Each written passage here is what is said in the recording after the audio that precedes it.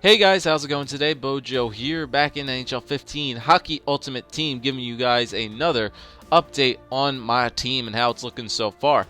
So, as you guys know, I put out that trade day video anticipating a Christmas crash of players that were going to be, pretty much I put up all the players that were tradable. I put them up for trades on my team, put a lot of buy nows on the prices, and that's probably one of the reasons that you guys didn't see a trade day results video, because everybody got buy now. Because players didn't drop, they actually went up. I guess because of that mega pack, people were buying them with actual money, which means it gave people lots of more coins, so players actually went up. So I had a lot more coins than I actually anticipated for, and I didn't really want to buy back all the players on my team. I actually probably would have been left with less coins, so I decided to change up the team a little bit and go with some new players on the team, try out some new guys, and just mess around with some stuff that I think was working. And honestly, the changes that I made, whether it's Christmas noobs or not in this game, because even if you're in Division 1, you can play guys well lower in divisions than you. This team right now has been playing really well. I had probably like 20 plus games or something like that. I think I've only lost 3 or so with these guys, and they've just been the really stupid losses, you know, with the guy putting up like 8 shots and getting 3 or 4 goals. But you'll get accustomed to those games, as I do right now. So here's what the team is looking like right now, guys. On offense, I'll show you guys the minuses. So if you guys remember the last team update I did, so this new team is minusing Phil Kessel, Matt Duchene, Jamie Benn, and Pavel Datsyuk. Pretty much everybody else stays the same. So for the first line, I put the Girafflcek line together. I put BOJoeKO because he didn't sell, and I'm honestly glad because of that, because he's still a beast. I picked up Claude Giroux, picked him back up, and I put on Michael Raffl on my left line, on my left wing. Now, I don't know if this was somebody on Twitter or if it was somebody on my YouTube channel that suggested that I use Michael Raffl. It more than likely was somebody on Twitter. This guy is an absolute monster. He's a beast. For right now, I'm waiting until prices actually go cheaper for like +5 alls and duration cards and stuff like that. I want the market to get kind of full back up with those cards again before I start boosting Michael Raffl. But I did boost him up for one game. I'll say this. Unboosted Michael Raffl, not the greatest offensively. Sure, if you feed him a cross crease every now and then, he will eventually get you a goal. But defensively, he's pretty good. Because since you're not boosting him, he's not going to be a fast skater. So more than half the time, he's going to be trailing back behind Claude Giroux and Jake Voracek, which means he's actually good on the back check. And that way, he can play with the 2 defenders that are actually already obviously playing defense. And his poke checking is honestly really good as a two-way forward. Even though his defense has 82, he's actually a strangely good poke checker on this game. And I boosted him up for one game. He actually just fell back to normal after that last game I just played. But I boosted him up. Oh my god, he is an absolute monster when I boost him up in some of the stats. I only boosted up his like skating and his offensive stats because I wanted to see how he plays.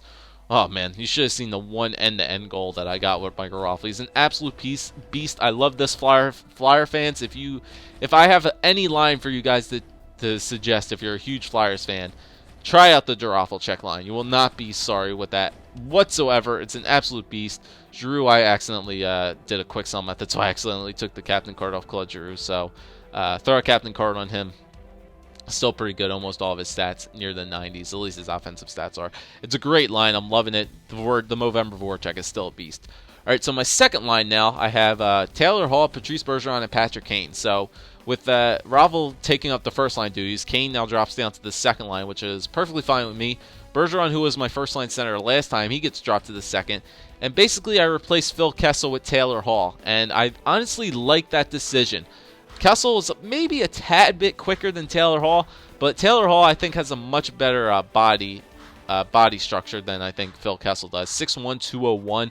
I definitely think Taylor Hall holds onto the puck more often than Kessel does. I think his shot is just a tad bit better than Kessel too. I definitely like Taylor Hall a lot better than I'd like Phil Kessel, and I actually traded my Movember Chris Letang for a Taylor Hall, and I actually think that decision was actually pretty good. All right, so my third line now, I have the based Godker, Mikhail Bodker, Ryan Kesler, and Marian Gaborik.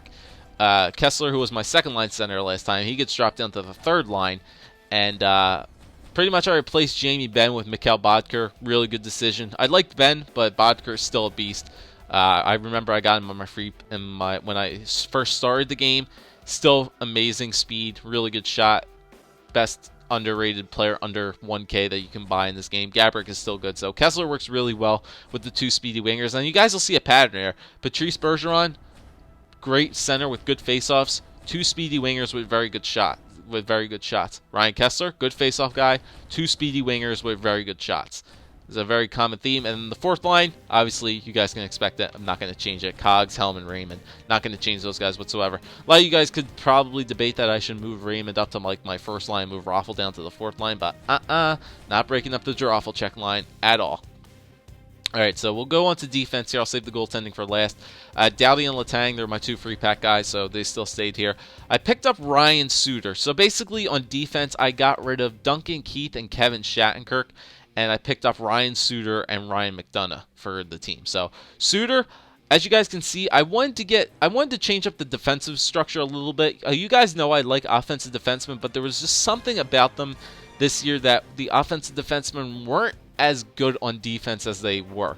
So for this time, I changed up my strategy a little bit. I got slower skating defensemen, but defensemen that were much better in the defensive category, and Ryan Suter is definitely one of them. Ryan Suter and Victor Hedman on the line together is pretty damn scary. I do eventually want to get like a Shea Weber or somebody like that. I was thinking of picking up Tyler Myers, but I do like the way McDonough plays as well, so I picked him up instead. But Suter and Hedman on the line together is very good. Both of them actually have pretty good shots from the point, even though their shooting is under 84. Suter is very, very good defensively. He does not cause any penalties at all whatsoever. His poke checks are very accurate. I definitely would suggest Ryan Suter. He's actually pretty quick too. 87 skating is actually not too bad for Suter.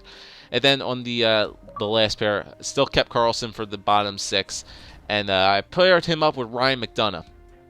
There was a lot of questionable defensemen who I was going to pick for this last spot. I was thinking about OEL, but it was either between Ryan McDonough or Tyler Myers. I was thinking about picking up Keith again, but I like McDonough. McDonough's actually not that bad. Skating's pretty good. Shooting, not the greatest, because I like to set up one-timers with my defenseman from the point. McDonough's shot, not the greatest, but he does get back on the back check, and his defensive category is actually very, very good. I do enjoy Ryan McDonough. As you guys can see, Suter, Carlson, and McDonough, because I re-bought Carlson, but they don't have the right positions or the change teams on them yet. Like I said, waiting for the market to go down a little bit, wait for the Calgary change teams to become a little bit cheaper. And then we go to the goaltending. A lot of you guys might have been wondering why I stopped using Ryan Miller and Jonas Hiller, the Hockey Fights Cancer Jonas Hiller. Hiller was very good to start. Then he got crap. Then he started to play very, very badly. I don't know what it was with the Hockey Fights Cancer Hiller. I just couldn't seem to win a game with him anymore.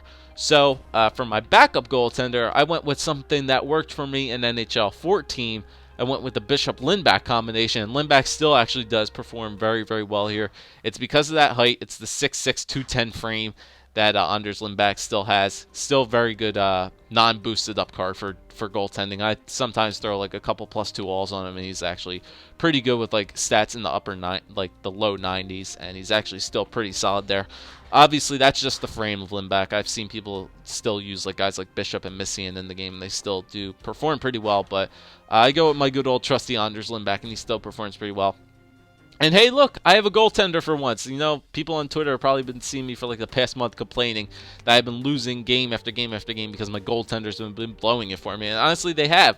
So I went with a goaltender that I know I played people in the past, and he's just absolutely stood on his head against me. And in this game, he actually does play very well. Tuukka Rask, I boosted him up. I have him up for one more game at least, but boosted him up for his stats in the mid-90s most of the time. And Tuukka Rask is honestly a very, very good goaltender. He's quick. He's very, very quick. He handles the short side well. He's very good at screens, too. I've seen a lot of people take a bunch of shots from the point, whether they be tipped or screened in front. Rask actually does a very good job of saving those kind of screenshots and deflected shots. I really like the way Tuukka Rask plays. And honestly, there were people out there saying, like, get maybe like a... I wanted to get one of the better goaltenders in the game. A lot of people run Pekka Rinne, but honestly, I don't know. Pekka Rinne's good unless you know his weakness is short side glove. Short side glove. Pekka Rinne's weakness is his short side glove. So there you guys go. I beat Pekka Rinne all the time now. Every time I see people in in Hutton they have goaltender Pecorine. I'm like, all right, I'm gonna be shooting short side, glove side on Pecorine because that's his weak spot in this game. That and low rebound shots, he doesn't handle them pretty well at all. But Tuukka Rask, I'm loving the way he's playing, and Lindback is a solid backup now too. If Tuukka Rask does get a loss, Lindback can get right back in there and get me a win.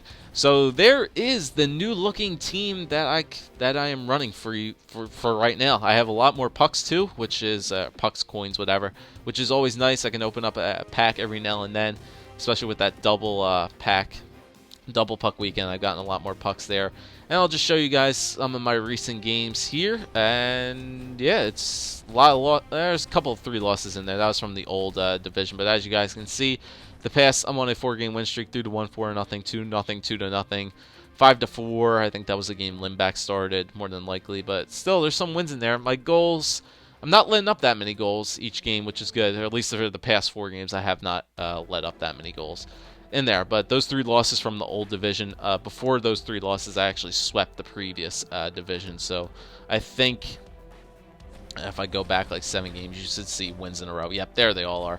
Look at all those wins, baby. Look at all those wins. 2 overtime losses, but then look at that. 1, 2, 3, 4, 5, 6, 7, 8, 9, 10, 11, 12. Like a 13 or like a 14 game winning streak I was on at one point until I finally lost one of those games there. So as you guys can see, that's the team when I started running them. I got that 14 game winning streak, which is really good.